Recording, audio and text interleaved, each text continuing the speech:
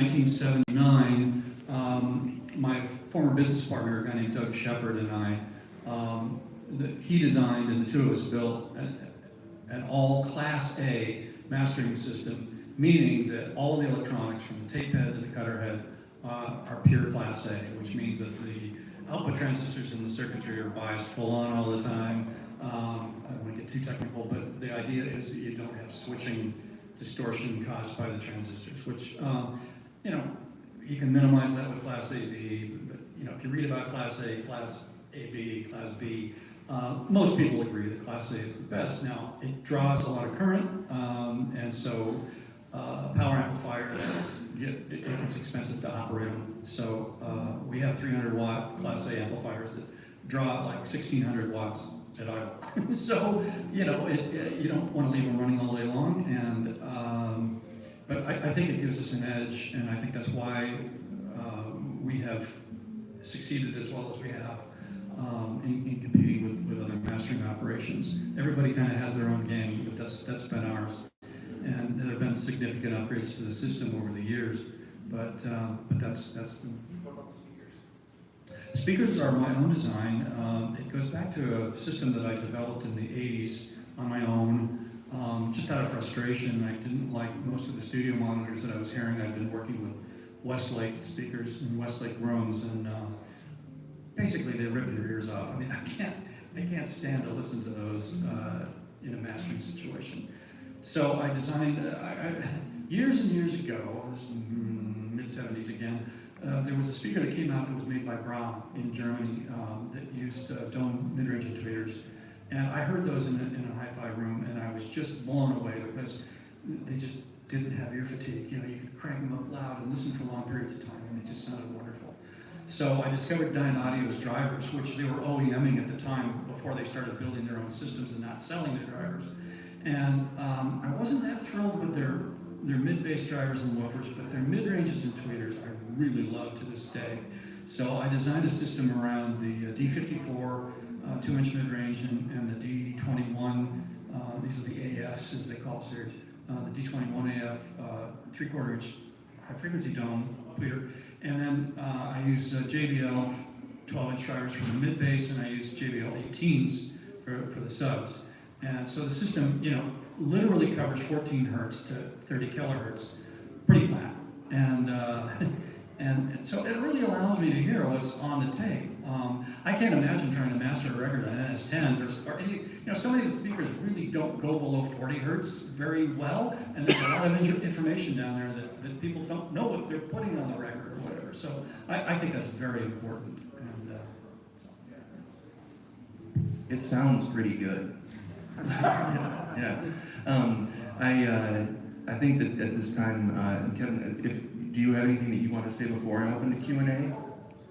You just touched on one thing that really kind of tickled me. So you mentioned my mentor, Bob McLeod. I had an artist come in just a week or two ago. His name is Benny Bach. He's on a new label called Colorfield that I've done a lot of work for. A guy named Pete Min runs the label. And he's a young guy, he's mid-20s, and he plays keyboards, and he's amazing. And we got talking about vinyl, and it turns out he had like most of the records on my wall. A guy in his mid-20s, it's amazing to me where vinyl has gone demographically. And he knew Bob McLeod's name at Artisan Sound Recorders, and that's kind of blew me away that the sad thing in a way in terms of Bob's legacy is that he retired and sold the business in 1978. So 6 years after I met him, he was gone out of the industry. He's still around, but he's still alive. But that was interesting that there's a new generation coming up that know these names from some of the classic vinyl.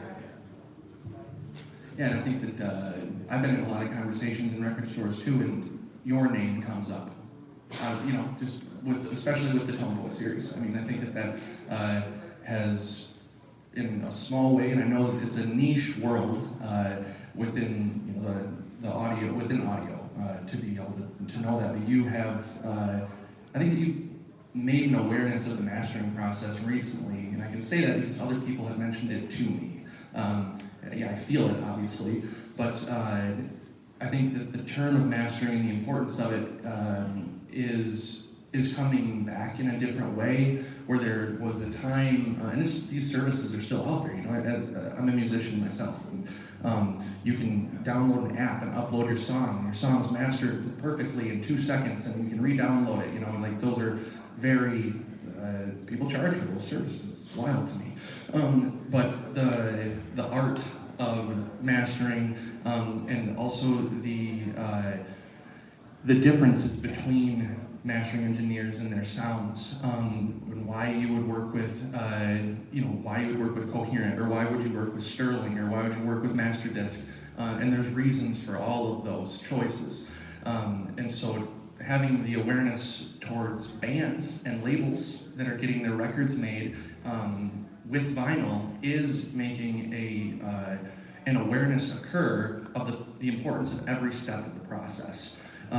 Even down to plating. How plating is like on Instagram and stuff, seeing all these it's incredible that people are like seeing that and like there's more than just a press that happens and boom, you have a physical copy. And so the larger the awakening within the musician and the label to paying attention to all steps of the process of their physical output, physical sonic output, scribed into physical form, is only going to make for better playback and better listening experiences for all of us. And so you have been instrumental in my awareness and awakening of all those processes. And so to be able to communicate it, thank you, so much. Yeah. At this time, I'd like to open the floor to Q&A if anyone has any questions for Kevin. Yes? Can you speak to... Can you introduce yourself? Oh, I'm Rob from the Wax Heavy YouTube channel. Hey, Rob. Hey, how you doing? So can you speak to when you mastered the same record in a very short period of time, what your thought process is?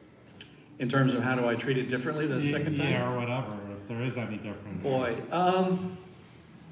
It depends. It depends. An awful lot of the time, they want me to kind of do what I did the first time, and if that's what they're asking for, I'll do it. If they're asking me to look at it with a fresh pair of ears, which basically just means I won't look at my old notes, So yeah, it's going to come out a little bit different if I do that. I mean, especially if it's been 20 years since I did the first reissue of it. So, did that answer the question? It depends.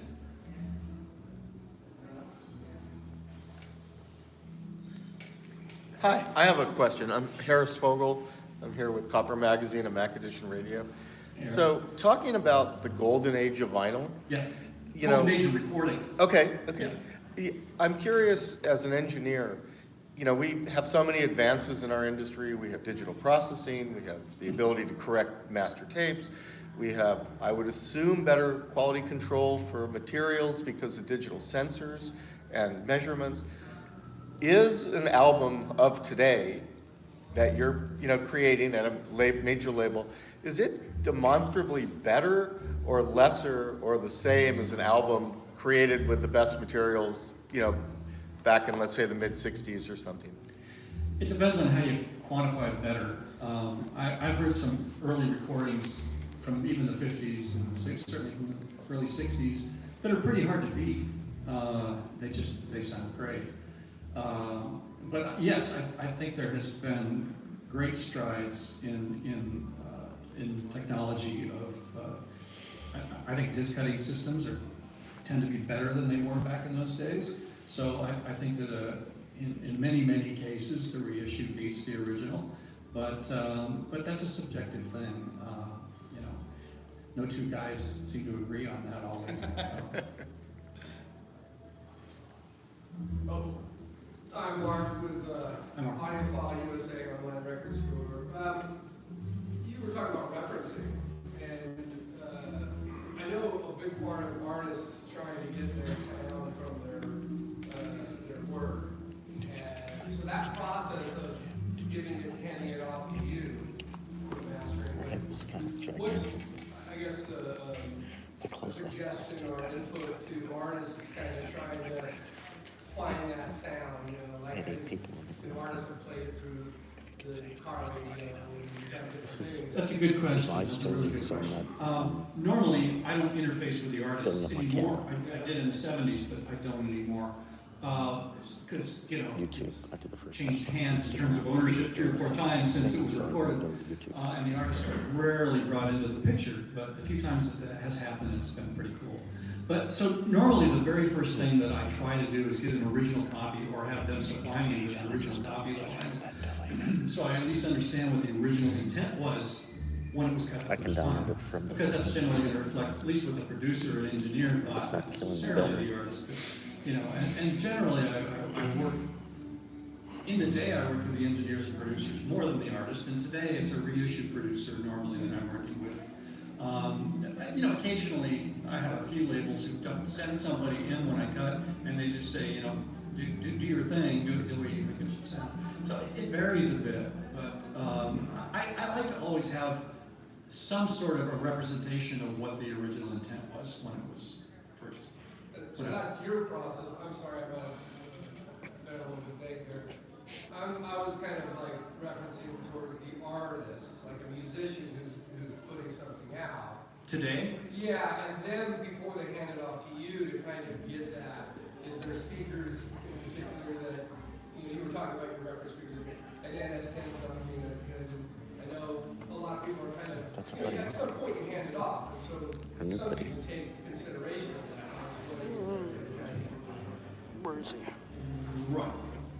So is the question, is there something that musicians can do or before their album is mastered in order to achieve a highest level of representation, like from the mastering process? Yeah, I guess what sparked it was when you said the NS10s, and it's like, I've seen those all. What can the musicians do to make it the best master come out of there? Well, or to hand it off to you, or to have them, if they're interested in that, getting to that point. Well, I'm happy to work from people's notes. I mean, I get that a lot, and so I'll get input in that way, often from the artist, saying, on newer projects, or new projects. And a lot of times the artist will come in on a new project. So I do accept that input, and I'm totally happy to work within that realm. But that does bring a really interesting project to mind that just happened a couple of weeks ago. I did a new recording for a known artist, and I won't mention any names on this because I was really kind of appalled by how it sounded, and they sent me the mastered version, which was done at a famous studio on the East Coast, and they sent me the original mastered tape that it was mastered from, and they wanted it cut for vinyl, and they supposedly wanted it cut from vinyl because they didn't want it compressed like it had been for the digital release, which I understand. I mean, that's the only way that you're getting music uncompressed pretty much today is on vinyl, at least if I do it. But the other thing that happened was they sent me a whole set of notes, I mean like 5-6 paragraphs of notes, basically saying, don't do this, don't do this, don't do this, don't do this, but you know what to do. Make it sound great. And I was like, what?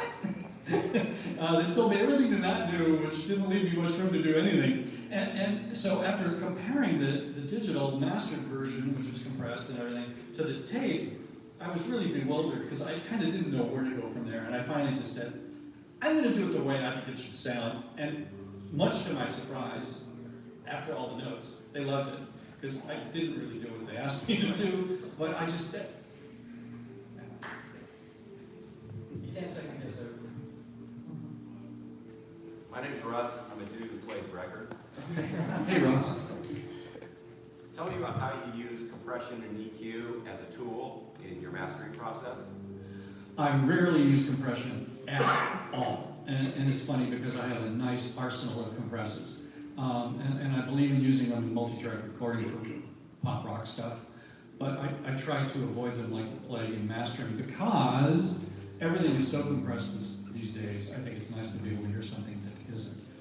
EQ, that's a different story. I'll do whatever I think it takes. It might be, sometimes the best thing to do in mastering is to cut it flat because it sounds great. And a lot of mastering engineers don't seem to understand that, They want to put their earmark on everything. And I don't normally treat it that way at all. But I'll do anything I think it takes. Again, like I say, on a reissue, it's nice to have a reference so I have some idea of how they thought it should sound in the first place. But did that answer your question? Primarily in the analog domain, I would assume, or hope? Yeah. Well, you know, here's half of that story. Well, not half.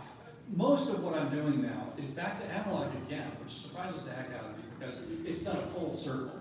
You know, when I opened my room in 2011, I would say 15 or 20% of the stuff I was getting was on analog. The rest of it was all digital. It swung the other way again. So I'm working from analog tape. Of course, I'm doing a lot of old reissues, but I'm working from analog tapes again a lot, and that's cool. But the digital stuff is already usually pre-compressed.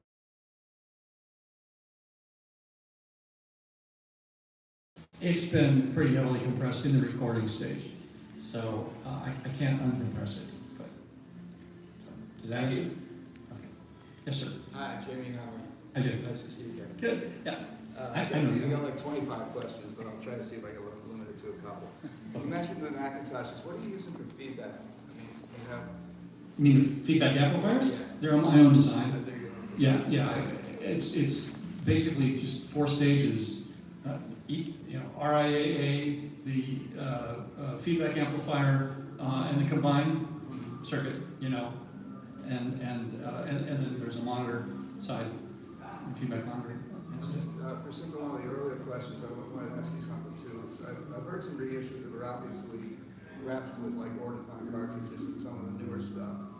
And my recollection of one record I wrestled with about 5 years ago, which was the Inside Out Association record. I had to go and get a 681 EEE and a pair of 2AXs and listen to it as if Bones had listened to it at home, because I couldn't figure out what the hell it was, you know, because the curve was so insane compared to what we would listen on today. And that really educated being able to get something that I remember, because I remember the record from when I was 16. I sizzle it around until next year. And so I wondered if how you felt in particular about some of these hot rock cartridges these days. I have an original Classic Lacquer, about 150 hours on it, afraid to use, because it's about the only thing that I thought that actually sounded anything like a Big 15 or a Triple E. So I wondered if you found that a little bit, because I did hear one reissue. I won't say what it was. It wasn't yours, obviously.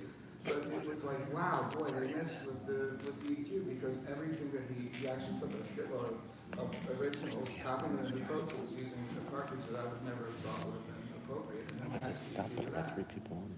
Right. Well, before I get into the cartridge thing, let me talk a little bit about those recordings. Yeah. I worked with Bones, and I know what Bones could do because I heard a lot of his jazz stuff that was done in the late 50s. Yeah. It sounded stellar with really few. I mean, the stuff was just knocked Yeah, your socks off. stuff is nuts. But he took a much different approach with stuff like the Association, Mamas and Papas, even the Fifth Dimension, but to a lesser degree.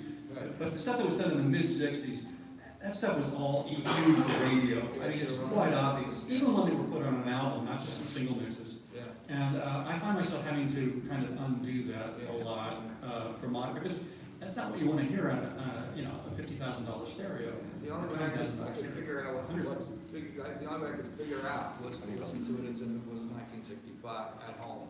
Right, You know? right. And there was a note also, the top was like 60 dB hot, and it's like, you turn down the top 60 dB, and there was a note in one of the boxes that says no fuses.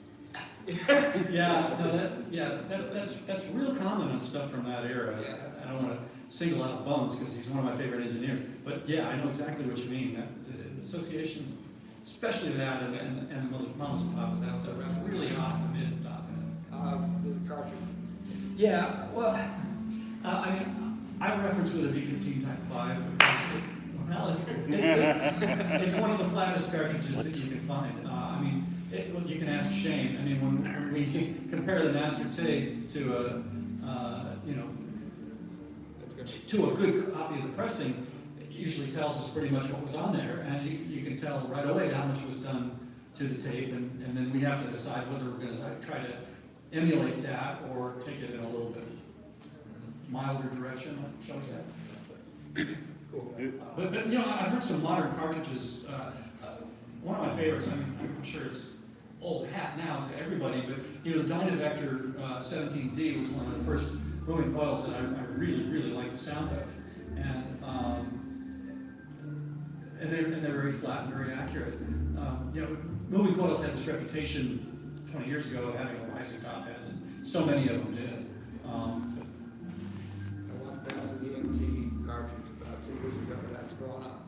I mean, walked past it in the room, in the hall, and made a beeline for it because it sounded like, wow. Yeah, the only thing I didn't like about the EMTs is they almost all have conical styling, and they do not track on the roofs with the down. So I've never been a fan of conicals. That fucker was- But that being said, they did have an accurate representation, at least on the first half of the LP side. One thing I did want with the playback, one thing I found absolutely fascinating and jaw-dropping when I was at Cohearent back in September was that when you cut a side, you took the 16-inch lacquer and you just put it, the 14-inch lacquer and just put it in the box, and you didn't play. There wasn't a playback cartridge that hit the lacquer, and that was just so. When you're in the presence of a master, no matter the craft, you can feel it. And that, I think, was a moment that I saw it. I was like, oh my gosh, you just cut this off the original tape. We don't know how many pressings of this is going to be made. And you didn't even listen to it before you put it in the box. And can you speak on why that is? Well, yeah, the lacquer material is really soft. And although reference discs can be played a few times on really good equipment, it only takes one pass on a bad piece of equipment to destroy it. And every time you play a lacquer, you're causing it to deteriorate because the material is so soft compared to vinyl. So yeah, so you never play anything. If I have a question about something, I'll make a test cut maybe on the outside of the disc, or I'll pull a scrap blank out that I've blown the side on and cut. I do that a lot. I do it probably once a day. I'll make a test cut of something on a record that I think could be a problem, just to make sure when I play it back that it plays back cleanly before I cut the record, or if I've already cut it and it's there, then I make sure before I put it in the box and ship it off. So. Thanks. I just thought that was like such a boss move. Like, I don't need to listen to it. Next day to RTI. And see you later. Next one.